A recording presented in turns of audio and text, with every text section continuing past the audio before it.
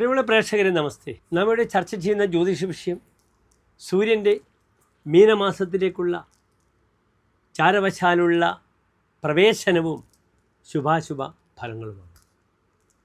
ഒരു മാസക്കാലമാണ് സൂര്യൻ ഒരു രാശിയിൽ നിൽക്കുക. 12 രാശികളിലും സൂര്യൻ ഓരോ രാശികളിലും മാറി മാറി സഞ്ചരിച്ച് ഇപ്പോൾ സൂര്യൻ മീനൻ രാശിയിലേക്ക് പ്രവേശിച്ചിരിക്കുകയാണ്. സൂര്യൻ മീനൻ രാശിയിലേക്ക് പ്രവേശിച്ചത് 1201 മീനമാസം 1-ാം തീയതി, അതായത് 2026 ഏപ്രിൽ മാസം 15-ാം തീയതി കാലത്ത് 1 മണിക്കാണ്. ആ സമയത്തായിരുന്നു മീനരവി സംക്രമം നടന്നത്. കഴിഞ്ഞ 2 മാസക്കാലമായി സൂര്യൻ ശത്രുക്ഷേത്രത്തിലായിരുന്നു, മകരത്തിലും കുംഭത്തിലും. യഥാർത്ഥത്തിൽ സൂര്യൻ്റെ ബലം, സൂര്യൻ്റെ പ്രഭാവം ആരംഭിക്കുന്നത് മീനൻ രാശിയിൽ, സ്വന്തം സുക്ഷേത്രമായ മീനൻ രാശിയിൽ പ്രവേശിക്കുന്ന സമയം മുതലാണ്. ഏതായാലും ഈ മീനമാസക്കാലം ഓരോ രാശിക്കാരുടെയും ശുഭാശുഭ ഫലങ്ങൾ എപ്രകാരമാണെന്ന് നമുക്ക് ചിന്തിക്കണം.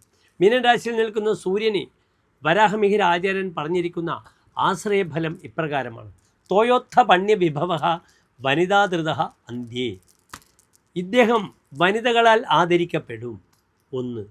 തോയോത്ഥ പണ്യ വിഭവ, ജലവുമായി ബന്ധപ്പെടുന്ന ക്രയവിക്രയങ്ങളിലൂടെ ഇദ്ദേഹത്തിന് ധാരാളം സമ്പത്ത് ലഭിക്കും.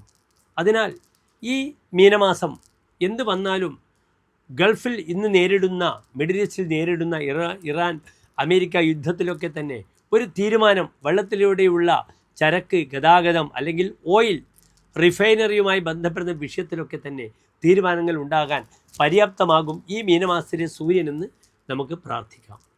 സൂര്യൻ മീനമാസത്തിൽ അങ്ങേയറ്റം അത്യുച്ചത്തിൽ രാശിയിലേക്ക്, ഉച്ചരാശിയിലേക്ക്, മേടത്തിലേക്ക് പ്രവേശിക്കുന്ന സമയമാണ്. അതിനാൽ മീനത്തിൽ സൂര്യന് വളരെയധികം പ്രാധാന്യമുണ്ട്. സൂര്യൻ ചുട്ടുപൊള്ളുന്നൊരു ഗ്രഹമാണ്. അതിനാൽ തൻ്റെ പരിസരത്തിനെ മുഴുവനും എന്തു ചെയ്യും? തൻ്റെ രശ്മികളാൽ സൂര്യൻ അങ്ങേയറ്റം എന്ത് ചെയ്യും? പീഡിപ്പിക്കും. സൂര്യാതാപം ഏൽക്കേണ്ട സമയമാണ്. വലിയ ബുദ്ധിമുട്ടാണ്. നടന്നു പോകുമ്പോൾ പോലും സൂര്യരശ്മികൾ അതിൻ്റെ വല്ലാത്തൊരു അനുഭവത്തിലേക്ക്, ചൂടിലേക്ക് പ്രവേശിക്കുന്ന സമയമാണെന്ന് കൂടി എൻ്റെ പ്രിയമുള്ള പ്രേക്ഷകർ അറിയണം. ഇവിടെ നാം മേടൻ രാശി മുതൽ മീനൻ രാശി വരെയുള്ള 12 രാശിക്കാരുടെയും ശുഭാശുഭ ഫലങ്ങളാണ് ചർച്ച ചെയ്യുന്നത്.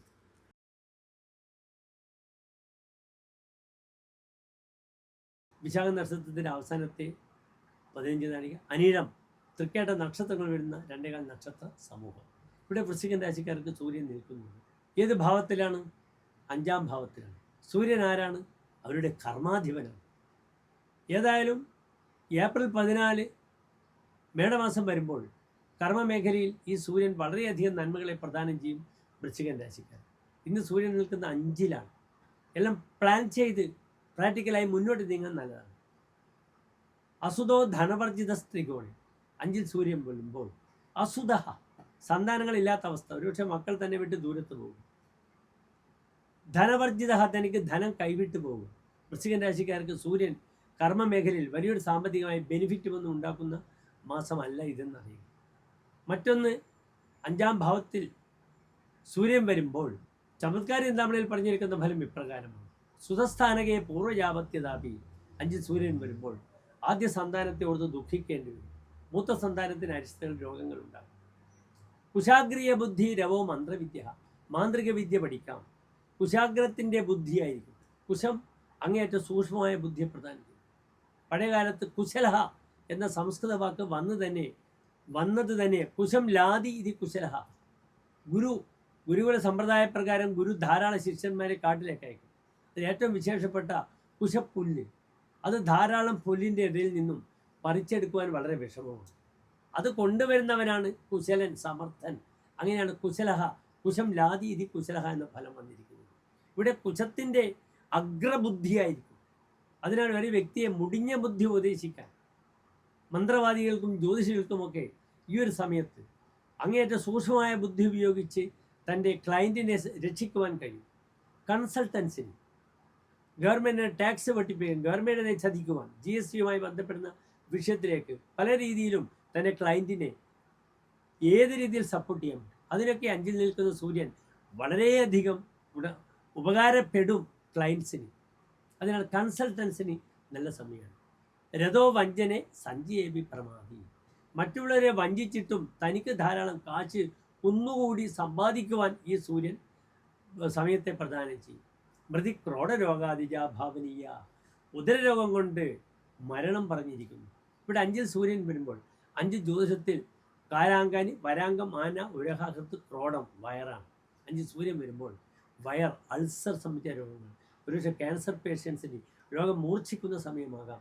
അസഹ്യമായ വയറുവേദന കൊണ്ട് ബുദ്ധിമുട്ടും വൃശ്ചികൻ രാശിക്ക് ശ്രദ്ധിക്കണം. ഇയർ ബാലൻസിങ്ങിൻ്റെ വിഷയവും ബുദ്ധിമുട്ടിക്കണം.